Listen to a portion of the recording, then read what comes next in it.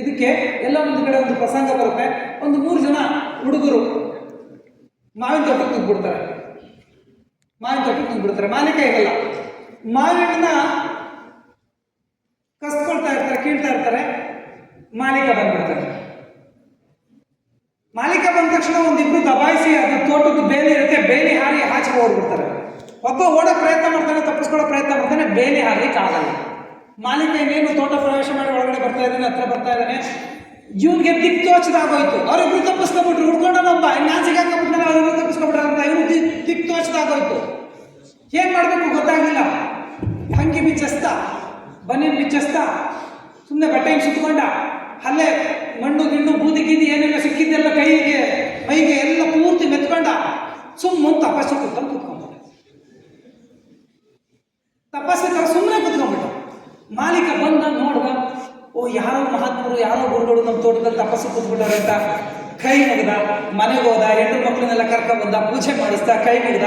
ಊರವ್ರಿಗೆಲ್ಲ ಸುದ್ದಿ ಹಬ್ಬಿತು. ಓದೋರು ಬಂದವರು ಎಲ್ಲ ಕೈ ಮುಗಿಯಕ್ಕೆ ಶುರು ಮಾಡಿದ್ರು.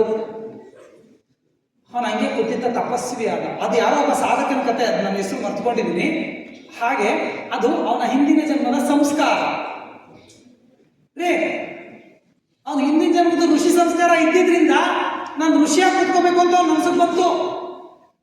ಅವ್ನು ಕಳ್ಳನೇ ಆಗಿರ್ಬೋದು, ಮಾವಿನಕಾಯಿ ಕದಿಯಕ್ಕೆ ಹೋಗಿದ್ದವನಾಗಿರ್ಬೋದು, ಆದ್ರೆ ಋಷಿ ಸಂಸ್ಕಾರ ಹಿಂದಿನ ಜನ್ಮದಲ್ಲಿ ಇತ್ತು. ಕುತ್ಕೊಂಡ, ಸಾಧನೆ ಆಯಿತು.